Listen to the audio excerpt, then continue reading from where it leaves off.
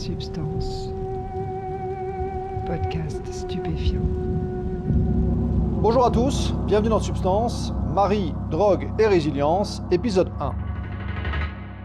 Marie a un parcours avec les drogues original sur plusieurs points. Elle a commencé à expérimenter assez tard, vers 47 ans, et elle a trouvé un équilibre avec une drogue peu réputée pour ses bienfaits, la cocaïne.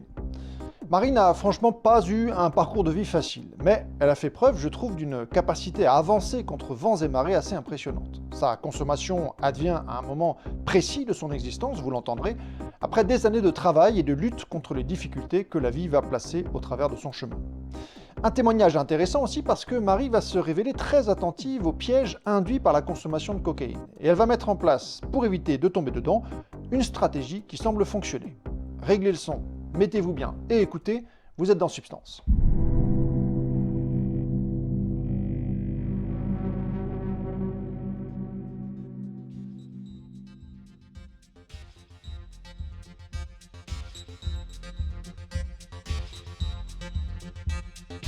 Je suis née en 1974, voilà, post-année 68, dans une famille extrêmement simple, une maman qui faisait des ménages, un papa qui était routier, une éducation extrêmement difficile, une grande sœur, un petit frère qui est né un peu plus tard, 13 ans après moi. J'étais ce qu'on appelle l'enfant du milieu, voilà, donc pas toujours simple de trouver sa place. J'ai senti assez rapidement que ma façon de percevoir le monde ou de voir les choses était un petit peu différente. Mes parents avaient un esprit, je trouve, un peu étroit et étaient beaucoup dans le jugement. Pourtant, ils allaient à la messe tous les dimanches. Beaucoup dans la critique et tout ça. Et je trouvais que c'était difficile. Donc, en plus, ils étaient très racistes. Voilà, donc je me sentais un peu en décalage. J'ai eu une enfance avec pas mal de maltraitance, carence alimentaire. J'ai eu une maman qui était anorexique et un papa qui avait été diagnostiqué avec une maniaco-dépression, voilà, donc bipolaire. Et une éducation tournée aussi autour du travail, les valeurs du travail, donc ça c'était positif. Voilà, il y a eu aussi j'ai subi des attouchements de mon père de mes 8 à 15 ans. Donc voilà, une famille, on va dire, de l'extérieur à peu près ordinaire, mais à l'intérieur assez toxique, avec beaucoup d'insécurité.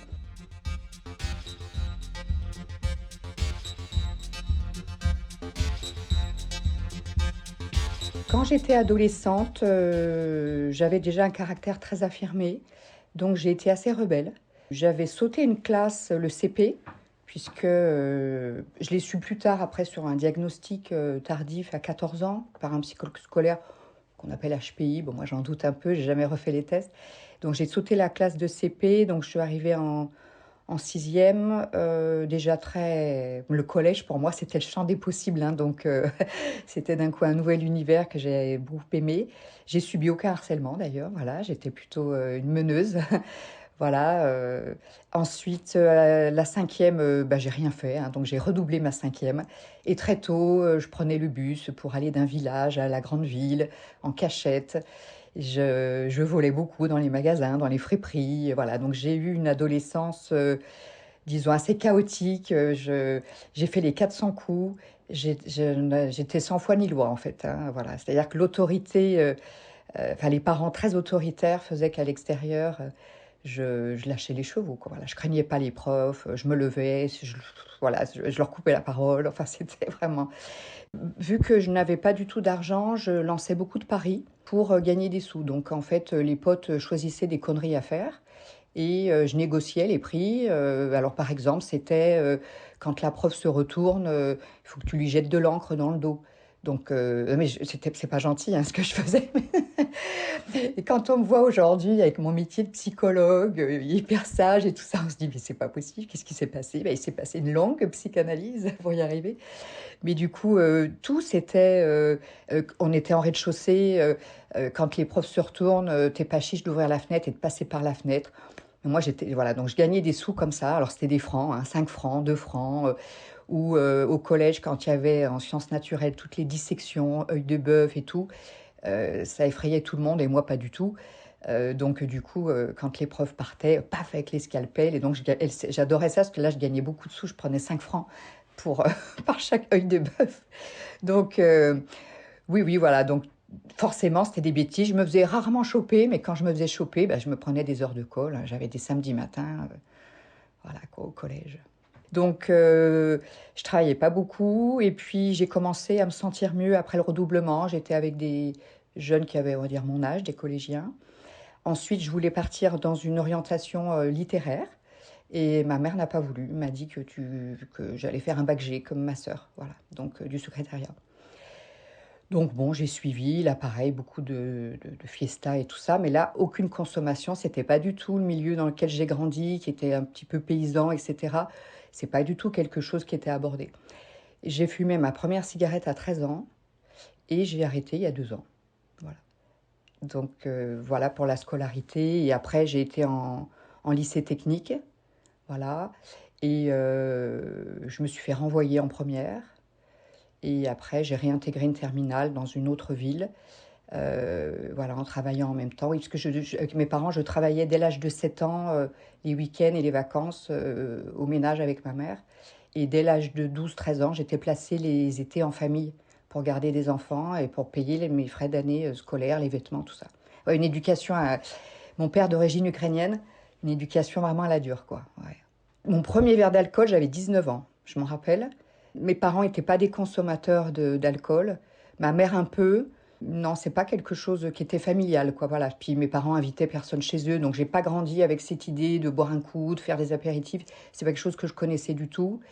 Et puis, je sais pas, j'étais pas attirée par ça. J'avais pas besoin de ça en tout cas pour m'amuser. Et donc, je suis vraiment une des rares de mon entourage à avoir démarré très tard l'alcool. J'ai envie de dire, à l'instar de la consommation de drogue qui s'est fait vraiment sur le tard, puisque j'avais plus de 40 ans. Donc, voilà. À l'âge de 16 ans, j'ai eu un petit chéri qui avait 26 ans, et lui, il fumait des joints. Alors, je ne sais pas ce qu'il y avait dedans, je ne savais pas la différence entre herbe ou cannabis. Et je me rappelle d'une fois, dans sa vieille coccinelle rouge, on était au moins 4 ou 5 et du coup, il y avait cette fumée comme ça et j'ai essayé et j'ai pas du tout aimé. Donc, j'ai jamais réitéré non plus voilà, les joints. Si ça m'avait fait du bien, je pense que j'aurais continué. Mais du coup, oui, non, j'avais pas... J'allais dire quelque part tant mieux parce que je pense que si j'avais découvert ça très jeune, étant donné que j'adore l'exploration, je pense que j'aurais peut-être pas eu la maturité à 15-16 ans de faire attention à ce que je consomme, combien je consomme. Donc finalement, voilà. Et puis je pense aussi que à mon époque, hein, donc moi j'ai 51 ans, tout ce qui était cocaïne et tout ça, je crois que c'était pas encore bien arrivé à l'époque, ou en tout cas, c'était connu dans certains milieux un peu aisés. Et moi, je viens vraiment d'un milieu assez pauvre, hein, donc c'est pas quelque chose qui était là, quoi. Mes parents m'ont me battaient pas mal, hein, parce que voilà, je faisais beaucoup de bêtises et du coup ils m'ont placé aussi dans une famille pour faire ménage et garde d'enfants et avec l'argent en fait il fallait que je paye une école privée en terminale. Donc ce que j'ai fait, c'était vraiment à la dure, mais bon, ça m'a permis de décrocher quand même mon bac G1 pour être secrétaire. Après, j'ai enchaîné sur une première année de fac d'anglais où j'ai fait la fiesta. J'avais des très mauvaises notes, je travaillais pas. Je bloquais beaucoup sur la télévision, les petites télévisions on avait. J'ai tenté de refaire une deuxième première année. Et en fait, au mois de janvier, quand j'ai vu que mes notes étaient catastrophiques, parce que 16 de moyenne en bac G1, ça équivaut à 11 en fait sur un bac L, quoi. Donc je pensais que je parlais bien anglais, mais en fait pas du tout. Et j'ai décidé de partir en Angleterre, fille au père. Voilà, quelques mois. Donc je suis restée là-bas 3 mois. J'ai découvert le milieu de la nuit un peu londonien aussi, à 2 soirées. Mais là, pareil, on m'a proposé, c'était à l'époque un petit bout de carré, je crois que c'était un petit bout de buvard, et je crois que c'était du LSD. Et on était dans une fête avec une musique sympa, et ma copine me dit « Prends ça ». J'ai regardé, je me rappelle l'avoir mis près de ma bouche, puis je me suis dit non. Et du coup, j'ai senti que j'étais en décalage dans la soirée. Mais en fait, voilà, j'avais pas cette envie d'essayer, pour autant que je sois exploratrice. Et puis après, je suis revenue de ce séjour où je n'ai pas du tout appris l'anglais, parce que j'étais beaucoup avec des Français. Et puis après, j'ai démarré un BTS en alternance de secrétaire. avant de consommer, voilà, donc il y a quelques années, hein, il s'est passé en effet du temps entre justement la première et dernière fois où j'ai essayé de fumer un joint avec donc les amis et les copains. Il s'est passé, on va dire en effet 30 ans où je n'ai pas consommé du tout de substances. Attention, je consommais quand même un peu d'alcool en soirée, mais de manière assez modérée. Il s'est passé énormément de choses dans ma vie. L'obtention du diplôme de secrétaire de direction, et puis après pas mal d'intérim, une embauche dans une grande entreprise dans laquelle je suis restée 2 ans et demi. C'est là que j'ai rencontré mon mari et on est ensemble depuis 25 ans. Voilà. Et en fait, on a eu le nez dans le guidon, on va dire, très tôt, puisque quand je l'ai rencontré, il avait 2 bébés et on avait une garde alternée. Donc moi, je me suis retrouvée très rapidement seule, indépendante. J'avais mon poste, ma petite voiture. Et puis du coup, projetée d'un coup dans une famille recomposée, personne autour de moi n'avait vécu cette expérience. Et donc, j'ai quasi coupé ma vie sociale pendant 5 ans. Alors c'est peut-être, voilà, donc vu que je suis autiste, j'ai peut-être une manière d'habiter le monde un peu différemment, mais moi c'était, voilà, ça y est, je suis maintenant belle-mère, donc je prenais vraiment mon rôle à cœur. Donc super lien avec mes 2 belles-filles. Et puis après, il y a commencé à y avoir beaucoup de mutations pour mon mari dans son métier. Et donc en fait, pas trop le temps, on va dire, de créer un tissu social.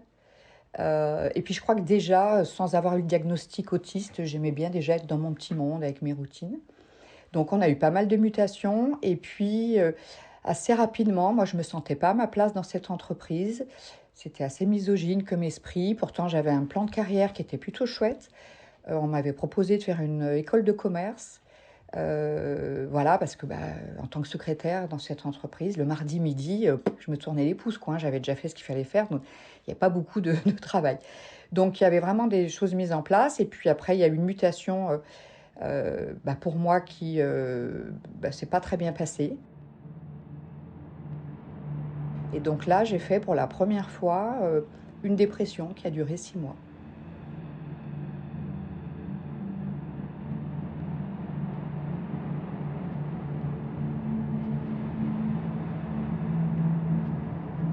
Mon envie de devenir psychologue s'est déclenchée. En fait, c'est pas venu de moi-même. C'était l'entourage et notamment les collègues au travail qui me disaient, quand il y avait un souci ou quoi que ce soit, ils venaient me voir. Et notamment, je faisais beaucoup le lien entre les équipes et la direction. En fait, vu que je suis, comme je te l'ai dit, un peu sans foi ni loi, j'ai toujours défendu en fait pas mal de causes et quand des stagiaires me disaient bah là ils m'ont pas signé mon contrat ou il n'y a pas eu ça, hop, j'allais dans le bureau des directeurs et donc j'étais un peu le bureau des pleurs et j'aimais bien pouvoir accompagner, aider et tout ça et puis je craignais rien donc j'allais secouer un peu les chefs, voilà. Donc j'avais vraiment, on m'appelait la reine des syndicats, or que je n'ai jamais pris de carte auprès d'aucun syndicat. Et donc peu à peu, on m'a dit ça. Et puis ensuite, je me suis retrouvée sur un poste. J'ai fait plusieurs postes de secrétariat dans différents lieux. Et puis, à un moment donné, j'en avais marre du secrétariat. Donc, j'ai décidé de répondre à une annonce. Alors, à l'époque, on avait le journal hein, avec des annonces. Et puis, c'était une annonce qui n'avait rien à voir, mais c'était dans une agence matrimoniale pour accompagner les personnes esseulées et les aider à faire des rencontres. Et miracle, j'ai été prise, mais très rapidement, j'ai senti que c'était vraiment du business et que l'authenticité et ce que je voulais mettre moi dans ce poste n'y était pas. Il y avait des pages d'argumentaire à apprendre, enfin, il fallait mentir sur le nombre d'adhérents et je profitais de l'absence de mes 2 directeurs le samedi pour vraiment prendre le temps d'écouter les membres en fait de l'organisme, pourquoi ils en étaient arrivés à tel et tel échec, qu'est-ce qui se passait, qu'est-ce qu'il y avait une répétition. Et moi, en parallèle, j'étais déjà en psychanalyse, voilà, à raison de 2 séances par semaine pour travailler tous les traumas de l'enfance, puisque je sentais de l'anxiété, je sentais un rapport à l'homme difficile, voilà, donc très irascible. Voilà. Et donc, à l'issue, en fait, de tous ces rendez-vous le samedi, c'est un membre qui m'a dit, qui a commencé à m'appeler sa psy.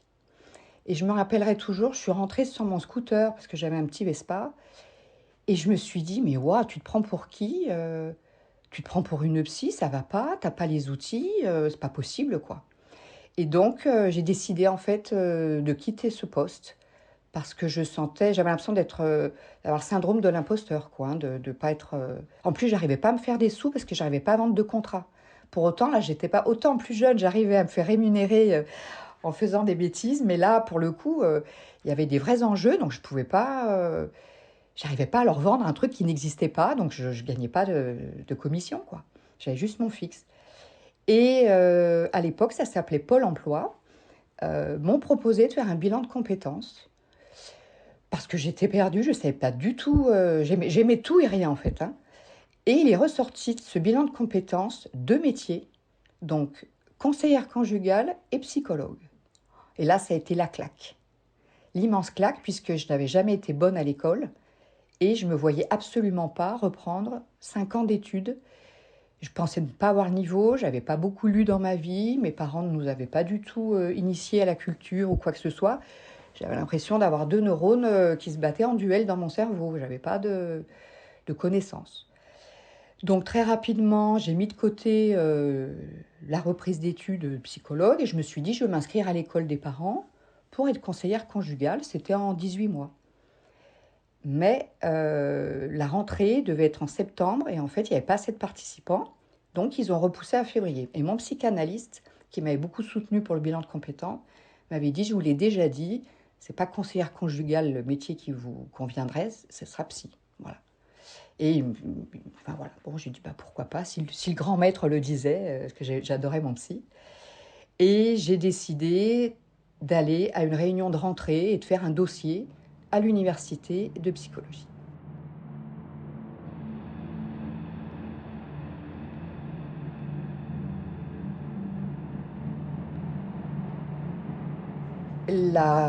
Cette réunion de rentrée, elle est importante puisque toujours mon côté, je n'attends pas la fin des réunions ou autres, si je m'ennuie, je m'en vais. J'ai bien aimé les discours, mais d'un coup, ils ont dit, voilà, il y a des statistiques, donc des mathématiques. Je me suis levée, j'ai dit à mon mari, on y va. Il m'avait accompagnée, j'ai pris mon sac, il me fait, qu'est-ce que tu fais? Je lui dis, bah, j'ai toujours eu maximum 3 sur 20 de moyenne en maths. Tu te doutes bien que je ne vais pas faire cette fac. Enfin, je me prends pour une autre, enfin, c'est pas pour moi que je suis trop nulle. Et vu qu'il a de très hautes études, il m'a dit, mais t'inquiète. Je dis, mais t'as pas idée du niveau, j'ai un niveau de 5e. Il m'a dit, mais t'inquiète. Il a toujours beaucoup, beaucoup cru en moi. Ça changeait du cadre familial. Donc, entre mon psy et mon mari, je me sentais un peu portée. Et donc, j'ai démarré. En parallèle, nous avons démarré un protocole pour avoir un enfant, puisque nous n'arrivions pas à avoir d'enfant. Et on ne savait pas pourquoi. Donc, ça a été des années un peu tendues. Et pendant les 5 ans d'études, il y a eu 2 mutations de mon mari. Donc, il a fallu que je fasse ma 3e année dans une autre ville et que je fasse des trajets parce que je m'y prenais 1 an à l'avance pour trouver des très bons stages. Et je ne voulais pas les lâcher. Et à chaque fois, il me disait, ah, bah, je suis mutée là. Je lui dis, bah, tant pis, je garde le stage. Donc, du train, des hôtels miteux parce qu'on n'avait plus qu'un salaire. Donc, voilà. Et on a emprunté pas mal d'argent pour mes 5 ans d'études, pour les logements, pour ça. Donc, ça a été un pari un peu fou. Et le pari a payé. Puisque, à ma grande surprise, bon, j'ai beaucoup travaillé, je doublais ma participation au cours. Heureusement, à ce moment-là, que j'ai pas, j'allais dire, fait trop la fête. Enfin, je faisais pas la fête du tout, d'ailleurs, parce que je pense que j'aurais pu découvrir à ce moment-là certaines substances et elles auraient pu peut-être m'aider à tenir mes cours et tout ça, parce que je pense que d'ailleurs que la cocaïne m'aurait peut-être aidé à être un peu plus zen sur mes révisions et tout ça. Donc, je regrette de ne pas avoir connu la cocaïne à ce moment-là. En 4e année, grosse surprise, major de promo. Donc là, avec en statistique, en licence, 19,5 sur 20 de moyenne. Donc le vilain petit canard de la famille était devenu un petit poussin qui était en train de prendre ses propres couleurs et son propre chemin. Donc, et en parallèle, j'ai suivi une école aussi de psychanalyse. Je trouvais qu'à la fac de psycho, il manquait des éléments. J'avais essayé plusieurs méthodes pour aller mieux. par rapport à mon vécu et tout ça. Et finalement, c'est cette méthode-là, qui est très décriée aujourd'hui, qui m'a vraiment sauvée, vraiment. Voilà, de trouver mes ressources internes. Donc voilà, qui est d'ailleurs aujourd'hui mon orientation clinique, même si j'intègre d'autres méthodes.